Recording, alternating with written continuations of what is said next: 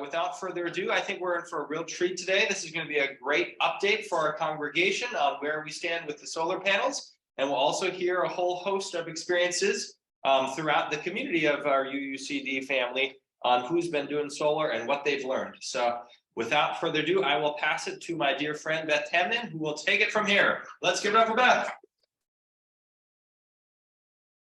Feel like I should sing a song. Sing a song of solar. Yeah. Well, I'm going Here to. comes the sun. Here comes the sun. Okay, thank you. Needs Kathy for that. I'm going to do the first half of this program, which is an update about our solar array, which is going up, a little background and details and some pictures. And then I turn it over to Brett, back over to Brett Cease, who's going to talk about home solar, since he had it installed last year, and we'll have comments from other people who have solar. Now, besides myself, there are two. I don't see Russ. Is Russ here? Oh, there he is. He's hiding there. Okay, we have two experts in here who can back us up with more, which is Russ Matson, who has been our technical expert really on our solar installation. And we have Brett Pence here from Minnesota Interfaith Power and Light, who's provided us an immense amount of help getting our solar in, and is also an expert on home solar. So they may be answering questions as well as I do and Brett sees. So, okay. Starting out, this is a picture of what our solar installation should look like. This came from our proposals.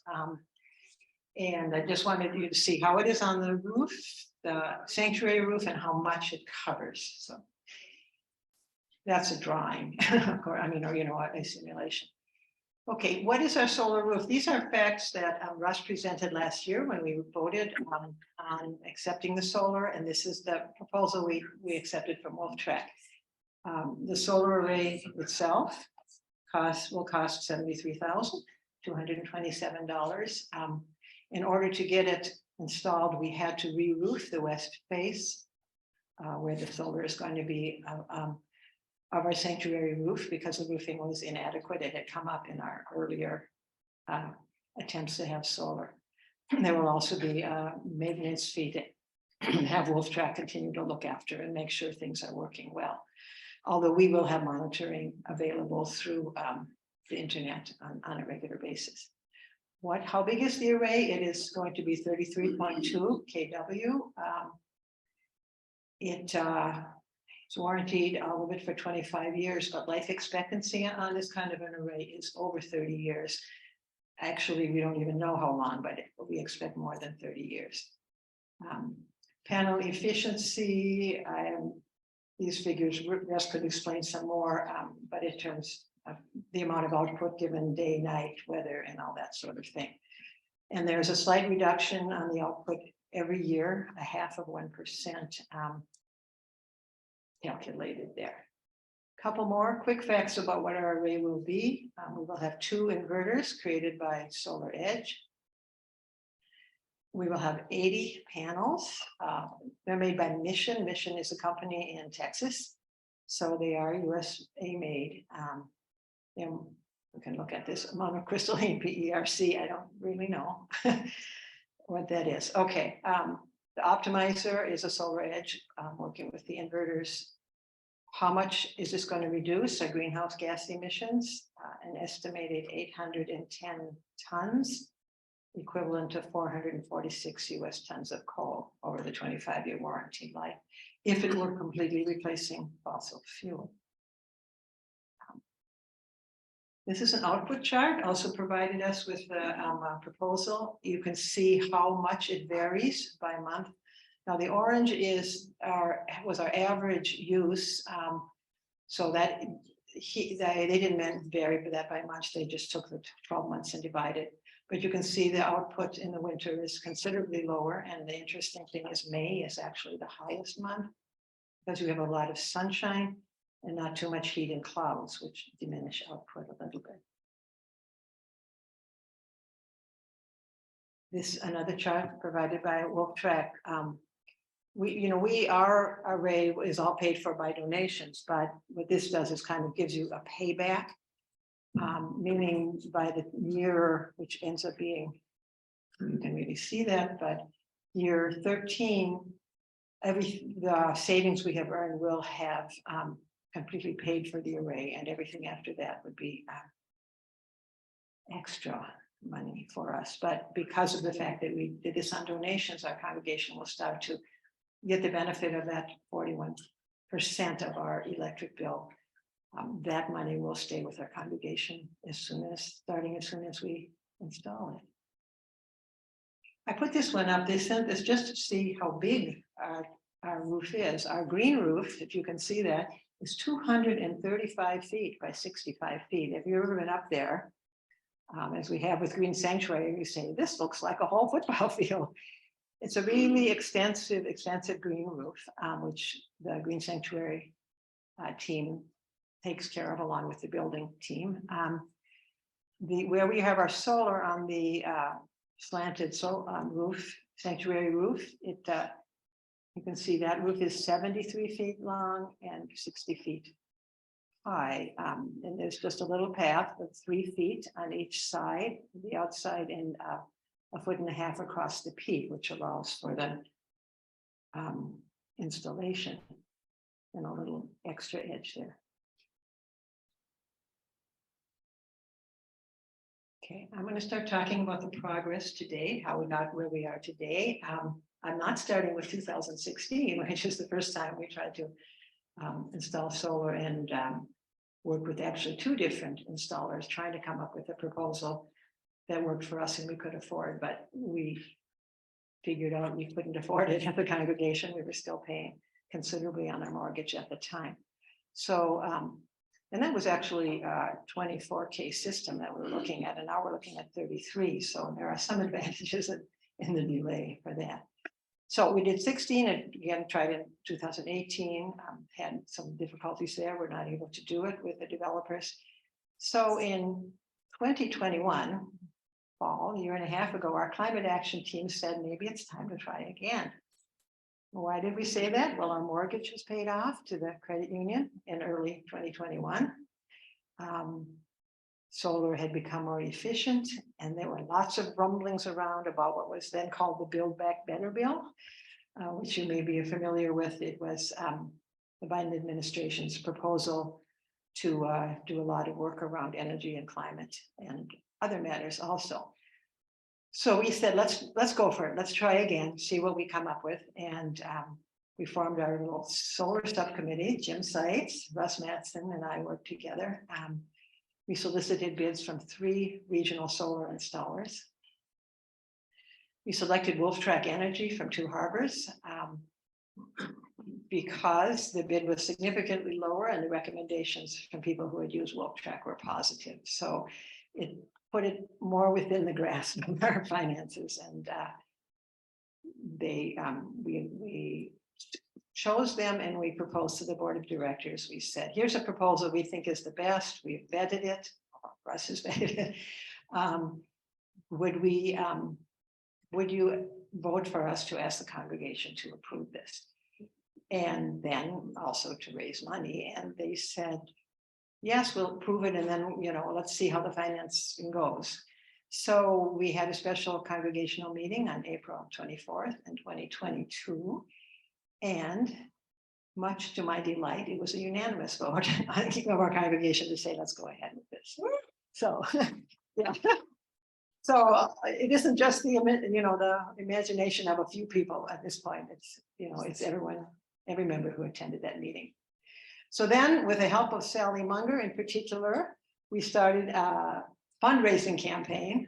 I'm always thankful for different talents. She has that talent of calling people up and asking for money, which does not fall in the normal Finnish American talent. So we had the pledge campaign, and we actually raised all the money that we needed for the installation and the roof in our campaign, which is about $83,000. Yay for us. You can say no to Sally. Who can say no to the Chocolate chip lady calls. The song plus chocolate chips, right? So that was great. Jim Seitz had done some work looking at financing, and then there was, a little bit daunting because there's always interest to be paid, and this avoided us having to pay the interest, the extra costs. So that was great. We finalized our contract with Wolf Track, and they said, we'll get this installed by September 2022. Yay! So we had 3 roofing contractors, or 2, and we reshingled by Peralt. Here's a picture of the Peralt finishing the reshingling. What was on their roof was a kind of composite roll roofing. It's the same thing that was under the green roof. When I was just checking the building plans again for solar, and the building plans were to put a metal roof on there, we had gotten quite a surprise in 2016 when our first bidder told us, you don't have a metal roof, you have little metal strips on top of a composite roll roofing. Evidently something done to save money, but given that a lot of the people involved in the building committee or had moved on, or the contractor just made that decision, we had to have a new roof put on. And that was in fact one of the things that stopped our 2018 bid, was they didn't want to deal with our roof. But the other installers now said, just put a good roof over it, and then you don't have to worry about penetration, which is, and leakage, which is what they were worried. So there they did. We put the roof on in June. Then we had a nice surprise. May, if you remember the politics, those of us who follow all this climate stuff do, Build Back Better got held up by certain members of the Senate and didn't become law until all of a sudden it resurfaced in July of 2022. And as Minnesotans, if you ever get a chance, thank your Senator Tina Smith, because it was a lot of Tina Smith's persistence in working and her ability to compromise with people like Senator Joe Manchin to be able to get a bill through. So we can take some state credit for that. So the Inflation Reduction Act with a new name came up, Senator Manchin's name. It has several features, but the primary one we're looking at is for the significant rebates and funding for energy, clean energy. And it had lots of energy for energy upgrades, including for the first time for nonprofit organizations, because basically all the rebates and incentives have been for people who have a tax burden and could take a tax deduction, which of course a nonprofit can't do.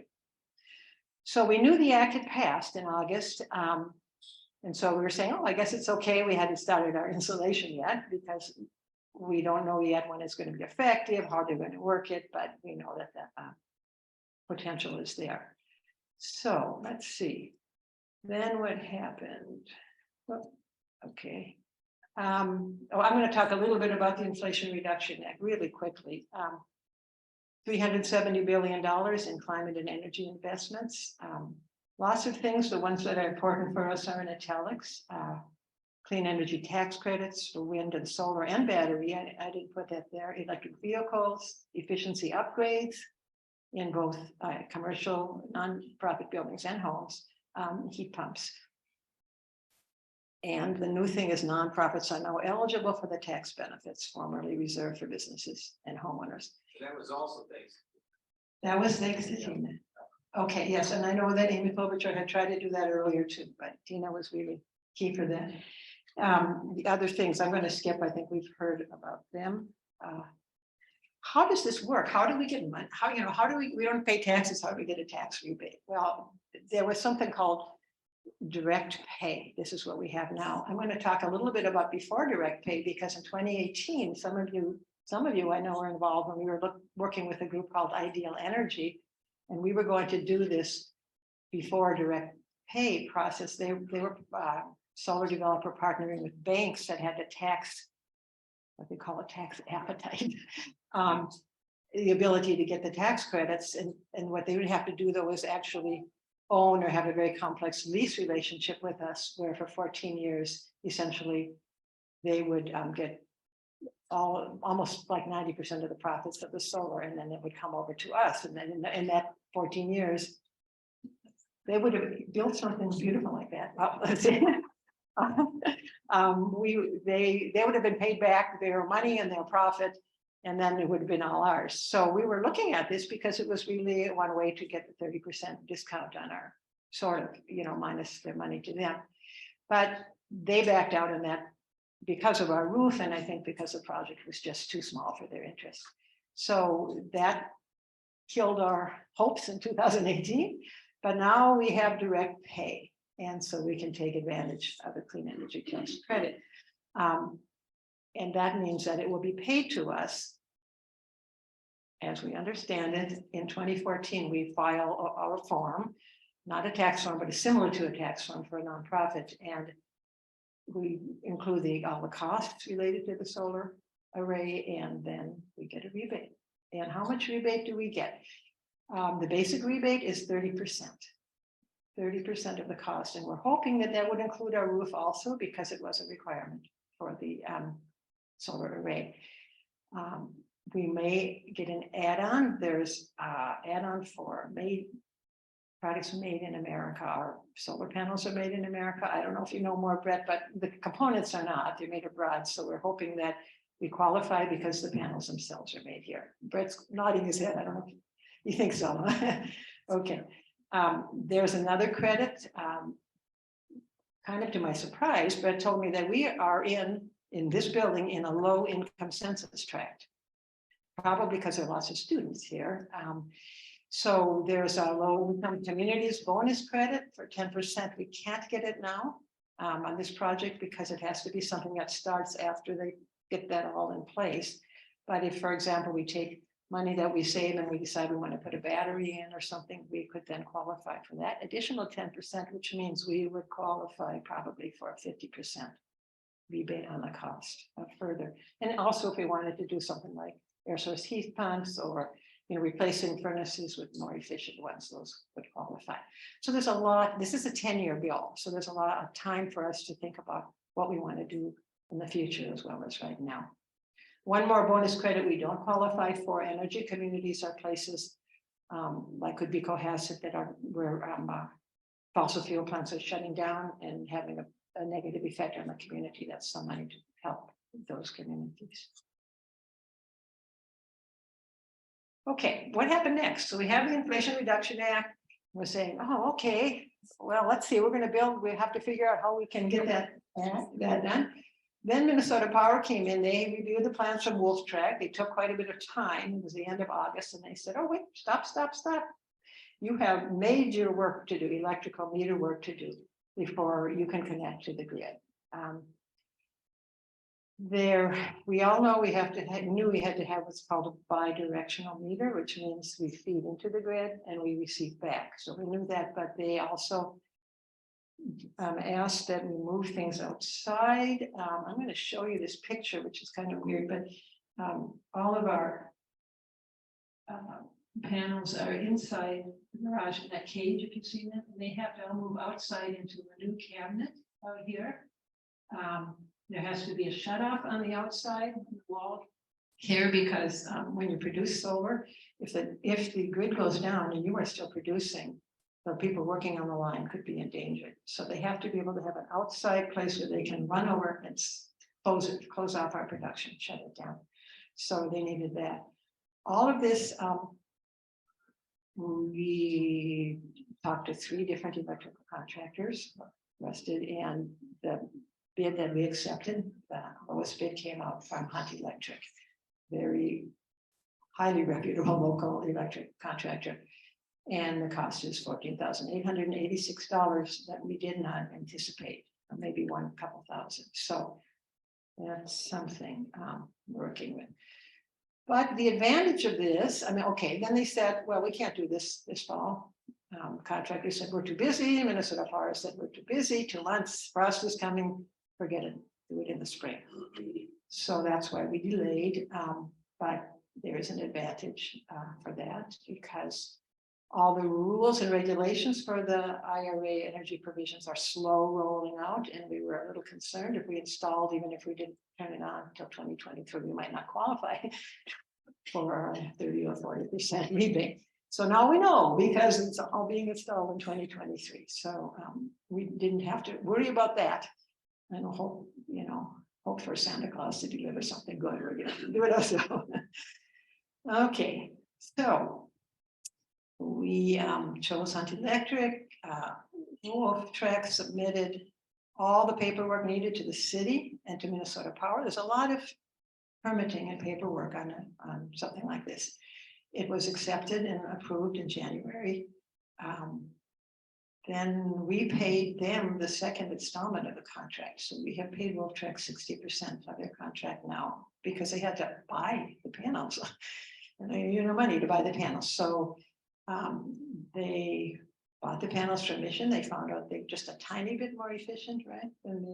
Or effective than they were a year ago. And guess what? Then the panels arrived and Brent Pence was happened to be up at Wolf Track and he, oops, there, I took it sideways. How did you're gonna have to turn your head. I don't know how it got sideways. It used to be. Anyway, see that big black thing? That's a panel. That's one of our panels. They're big. And they're sitting in the warehouse at Wolf Track Energy. So let's see. Okay, I did that. Okay. So now where? Now where are we now? That's where we are now. In April, Earth Day, 2023. We had kind of had this fantasy, you know, because Wolf Track said, oh, we might be able to start installing as early as March 15th. Well, they have to have a dry roof up there. You know, we have a green roof. You can't put tons of weight on a soggy sod roof. And so they have now said they hope to begin on May 15th, weather permitting. Their work in installing the panels will take only 6 to 8 working days once they get the stuff up there and installed. So we'll let you know if you want to come and watch and see them when we know that they are actually going to start. And then we have all the electrical work. We don't know yet on the dates. Hunt Electric had to order this big cabinet for the outside, and then now the delivery date, it's supposed to be shipped May 1. So if we're lucky, they'll be able to do the electrical work about the same time. We will require shutting down when they want to make the connection, shutting down our power here for a half a day or a day, and we have to coordinate that with the university school. But that's a relatively short shut off. Then we'll be interconnected. All the work has to pass final inspection, and then we'll be able to operate. So a couple more updates. We still don't know exactly how we apply to the IRS or our rebate or direct payment, but we're waiting to find that out. We may be the first nonprofit in town to do this. We'll find him. We will have a need, and this I'm not sure about bringing it up because we may be looking for some member loans because we have that extra $15,000 in cost.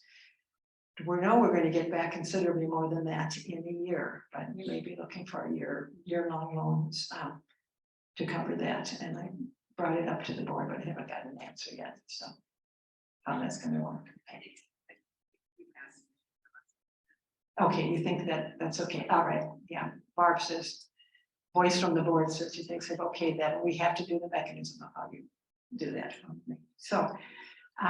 Okay, and then the last thing is we have to plan for a solar celebration. And we do want to have our ribbon cutting, and Brett Panzer has encouraged us because we will be the first congregation in Duluth to have a solar array up and working, and we want to show off a little bit. So there's our building. Picture. Compliments of Eric Krebs when they last summer we were working on site. So we're looking for not only rainbows but sunshine. Okay. And at this point, I have about 5 minutes. If you have questions about our array here on this building, I or one of the experts can answer them. Yes.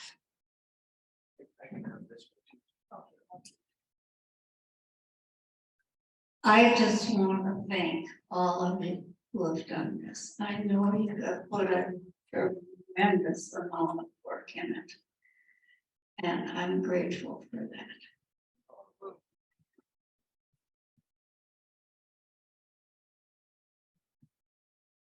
Persistence. Any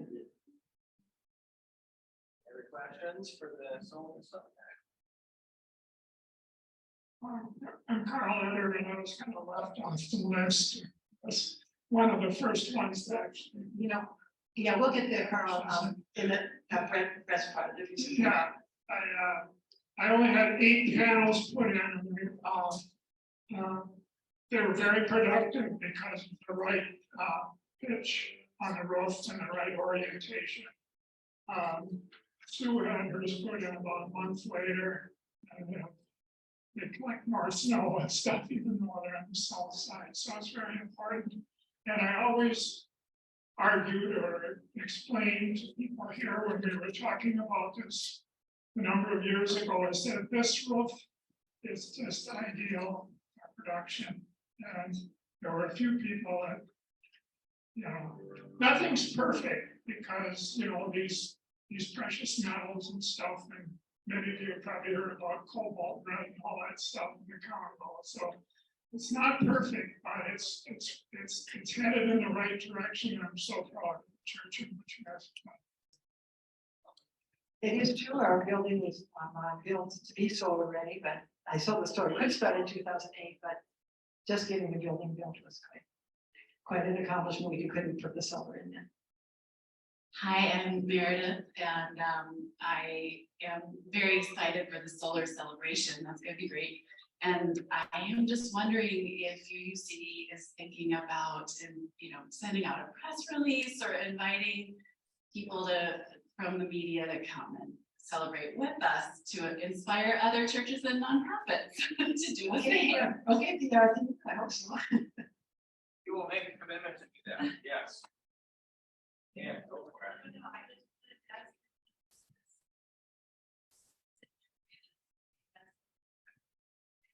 Okay. Is it now a good time to transition to some of the homeowner stuff? Is there any other questions we have overall for the congregation? I have a little handout on this. Yes. I was just gonna add, it occurs to me, that we should ask the signage group to consider putting a sign down by the bike path to let people know that we have solar and what that means and how many trees we're saving or something catchy. So I will ask the signage group to consider the possibility of an educational sign.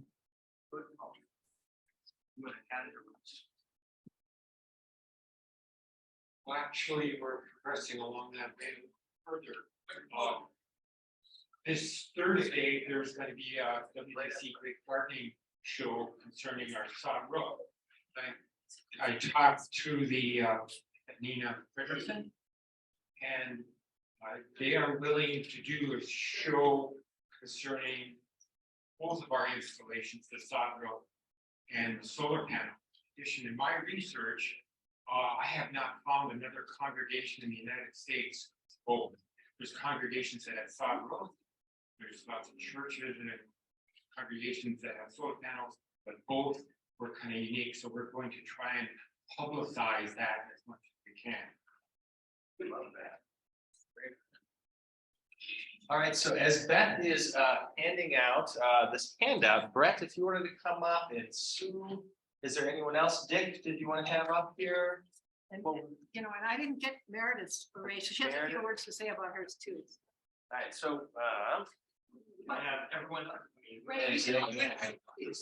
Yeah, so if it's easier to just be at your place too, we could have this mic passed around too. But we do have some slides. Beth, is there anything else you wanted to say on this helpful little watercolor? Oh.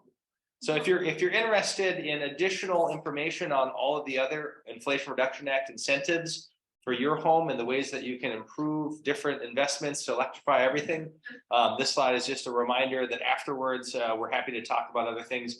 I know we've had Brett here. We talked on other panels. There's a wealth of opportunities for you for the next 10 years every year to get discounts on improvements. So please start thinking about how you yourself can take advantage of them. And hopefully our testimonials today can inspire you on solar. So this chart for all of those of us joining at home, we have a dozen friends also tuning in online. Hello, and feel free to keep on typing in questions in the chat. Is provided in a handout right now that we're all looking at on the bottom half. And that helpful watercolor chart of all the different incentives that are available is on the back there. And what we'll do here just for a couple of minutes is pass the mic then, I think rather than having to juggle kind of everyone coming up to the podium. We'll just feature a couple of stories from people that have installed solar in our congregation and our honorary congregational member, Brent Pence as well. And then if people have questions specifically on the home side of this, we'll have time for that too. So first though, I will pass it to you, Brent, though, because I think Beth has information about the solar group buy as well as your home. Do you want to come up or do you want to stay there? We can stand up here. Okay. Yes. So you just want me to talk about my array and then also the group buy Yeah. process? Yeah. Okay, well, I'll start with the group. What's that, Sue? Oh, come on. Yeah. There we go. Yeah, yeah. Oh. That way people can see it home. Right. Hello, everyone in Cyberland. Hi, everyone. So Brett Pence, Minnesota Interfaith Powered Light. So I guess I'm going to talk about two things. One is the solar group buy process, or also known as a solar co-op, that we help, I guess, do outreach and education around every year. This is a co-op. The primary organization that runs that is Solar United Neighbors, or SUN. And what it is it's an education and outreach program teaching people about solar and what it could possibly do for them in their homes, giving them a kind of a no pressure way to learn if it might be a good option for them, and then allowing them to combine their buying power as a group to lower the cost for everyone. So that group is primarily in Duluth, but we've made it a point to make sure it's across northeastern Minnesota. So we have folks on Grand Marais and up on the range, down in Carlin County and stuff like that. So I think we'll have additional information about that to pass out. I don't know if we do, but that if you're interested in that, I think it's technically supposed to end May 1st. I think they've extended it through May 15th. If you were interested in that, we'll have information. So it's on the handout as the top part there to sign up. So, and I'm available afterwards if people have specific questions. And then I think I'm part of the group. And thank you for being an honorary UUer. I like that. Of people that are just talking about their own experiences solar at their own home, right? And so I also have solar on my own home. I'm probably the newest one of the group here. There are folks in the audience who I know have had it on for a very long time. But I've got mine installed and then connected to the grid, which is kind of the last step where you're actually connected to the grid and producing in November of last year. So my solar has gone through the snowiest winter in Duluth now. And I can tell you it still works very well. And on my next utility bill will be the first one where I have no bill. It's significantly cut down all of my costs during this time, but now we're in this really sunny period. We get more sun, it's more intense, and there's less snow on the panels, right? And yeah, it's performing wonderfully. So we're very happy. Yeah. Thank you, Brent. All right, so we'll just keep going through these. I'll go next real quick and then we'll pass it to Sue.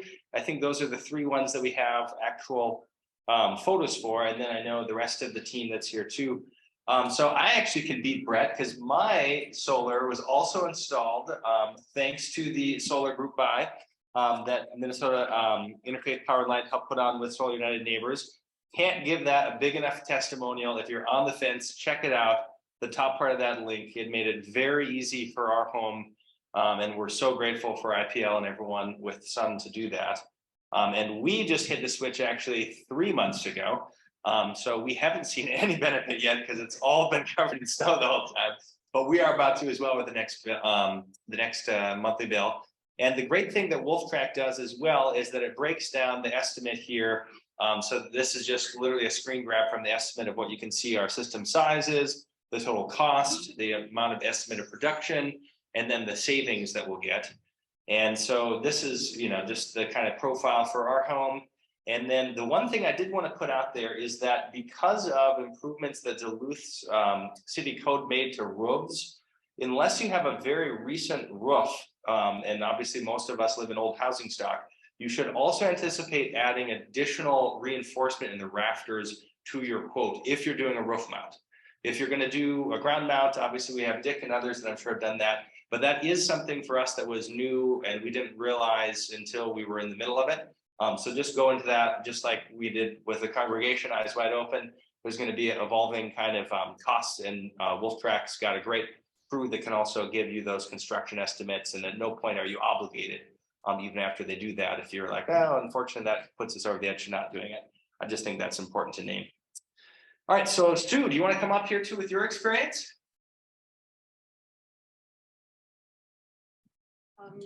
Well, can you help me navigate Yeah, this? yeah, yeah. Well, I'm starting off with, we had Powerfully Green, an outfit that was led by Rebecca Lundberg and her partner. There was also Justin Scalco from Mountain Iron, who were our installers. And the first installation was at Carl's house out in Normanna Township, where they put up, I believe it was 8 panels. And Carl got up there to Good work, Cheryl. coach it on it, and his 8 panels had very little trees ahead of them and have been doing wonderfully at generating power. He's still getting the incentive. We both got basically that we had access to a 30% rebate in tax credit, plus 10 years of payments based on how much power was generated. And Carl's 8 panels have been generating more kilowatts of power than the 12 panels that were put on my house, which is this house, also in 2014. This was installed in November, and we had an early snowfall and deadly cold weather, and they toughed it out and did all the installation at that time. And this is half of the panels that went up. The one that's on the steep panel, on the steep pitch, often gets cleared in the winter. The ones on the top often do not get cleared in the winter. And that certainly impacts the difference.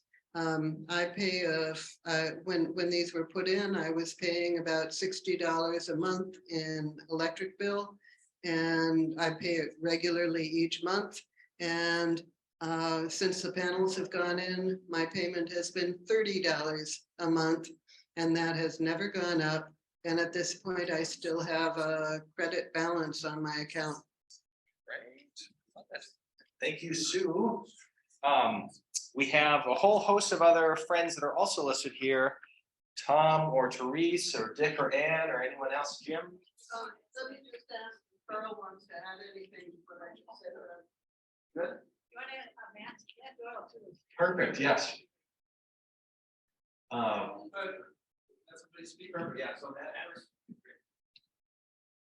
Hi, Joe Seitz. I installed 7.5 kilowatt array, it'll be 5 years this July, and it's worked flawlessly, except I can see real time how they're generating. Right now it's 5,500 watts, and I looked one day and they were only generating half what they should. Well, it was a wire nut that had come off in the junction box. And so I had to get an electrician, and they had to figure out what the problem was, and they fixed it. But they forgot to throw one of the circuit breaker, turn on one of the circuit breakers. And so I looked after they left and I said, didn't work. They said, oh, you're gonna have to do new inverters. So I lost half of my generation for one summer, but they work well. Other than that, and when the snow slides off, the snow hits the deck and the whole house shakes. So they do work in the winter too, if the snow is able to slide off. And once the panel starts generating a little electricity, they do generate some heat, and that allows that. But the other thing I found out is as the summer progresses, of course, the heat, but also there's more humidity in the air. And that decreases the amount of sunlight that can get to those. So anyway, I expect that my payback, is at 7 years and I'm on track with it. So thank you.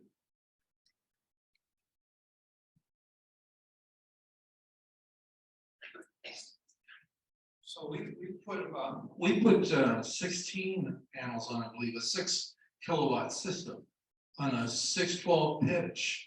So it collects snow, and then I was researching how to get that off of there. And a person put me onto a rigid foam roof rake, or solar panel rake is what it's for.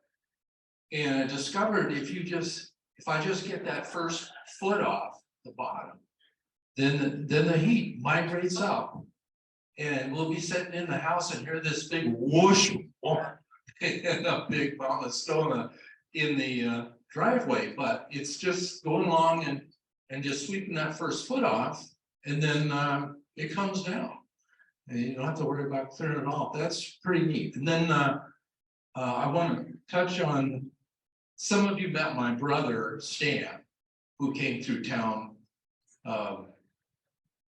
It was a couple of years ago already, and he visited for about 6 months. We built this roof rack for his van and put a solar panel in front of it. More aerodynamic, right? And I've seen him since, and he's been through hail, and he's been through sandstorms with this thing, and now you're expecting me to say no damage. There is not a piece of that panel that larger than your fingernail that doesn't have a crack through it, and he cannot tell any difference in its production. So these things are tough. Of course, he won't get the life out of it, but he charges batteries in his van, and he lives off of things. So it's a little different function than the rest of us. What I'm just saying here is, man, they're tough.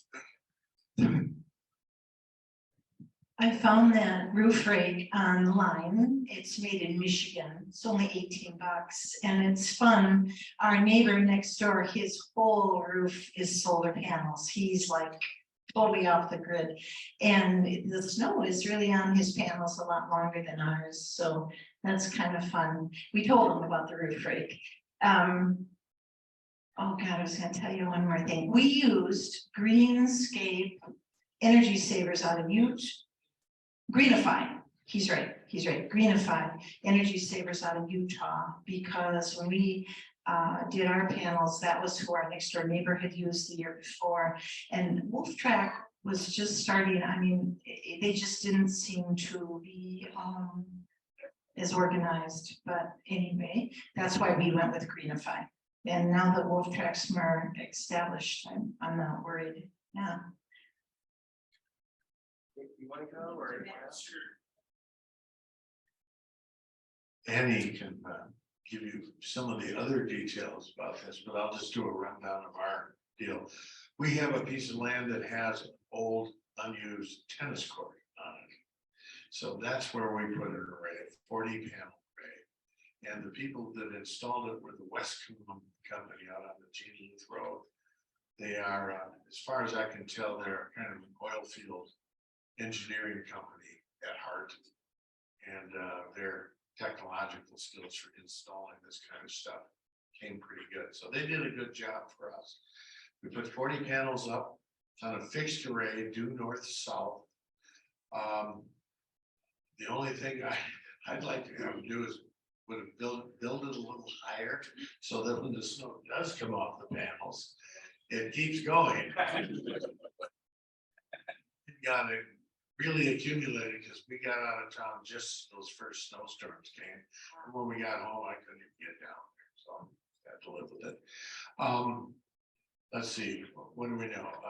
It's a 16 kilowatt system, and we had a lot of trenching to do because we had to run those wires, and on top of that, we put in a Generac generator, so we had enough propane line, blah, blah, blah. And so the total bill was about 75. The solar bill was about 50 minus whatever the rebate will be, 10, 20, I can't remember. And it seems to be working pretty well. Seems to be working pretty well. We, based on this winter we had, my quick look at it is we were about 73% of the potential of this deal. Potentially could produce 20,700 kilowatt hours. Maybe that's 20.7 megawatts or whatever, I don't know.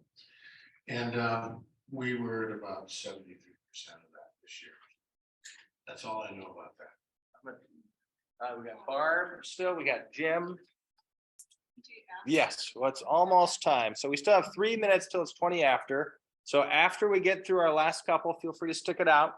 And obviously, please feel free to take from here, Barb. I'll try to be brief.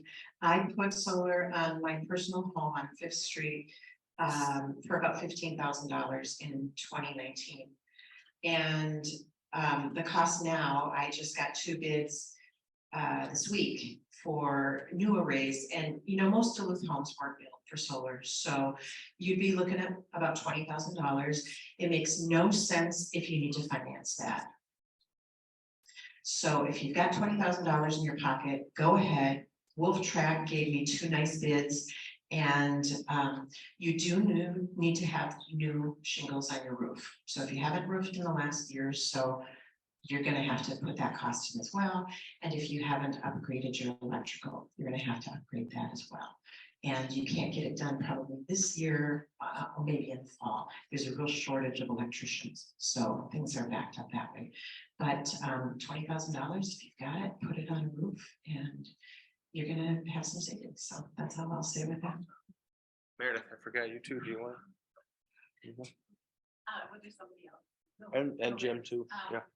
So our situation is a little bit different. We did ours in 2008, 6.8 kilowatts. But we paired that with Rachel Wagner, who was here a few months ago talking about Green New Deal homes. We live essentially in a Green New Deal home before they opened opened up as a nonprofit. So that actually takes care of all of our energy needs. We're entirely electric. And we've been super happy with all of it. We are serviced by Lake Country Power, so instead of Minnesota Power, and you can no longer sell back to the company or to the cooperative if you generate excess. So we're a little disappointed in that. I think there's some political work to be done there. It has been the perfect system for us until we got our electric vehicle, and now we need to look into adding some more panels. So. To charge that thing. And then we got one last one with Jim, I think. Anyone else? Well, I'm Matt Doyle. My panels went in 2008, and in April I got my first bill in 8 years because I put in I had an electric vehicle in 2017. So I owe $31, and then the next bill that's coming, I just got that, and that's been wiped out, and now they owe me $30. One of the things you should look at on your bill, I don't know if you know how much it costs per kilowatt, but it'll say something like 10 cents. And then you'll see all these other charges. And all the other charges are based on how much you use. So when you put solar on, all those other charges disappear as well. So the real cost for my electricity is probably about 19 cents per kilowatt. And when I produce my own, I just wipe that out. So it's been a great success for me. Thank you, Matt. All right, so we are at time, and if you have any questions, please feel free to track any of us down. And I would love to just close. I would love to just close today by joining me in a big round of applause to the whole committee.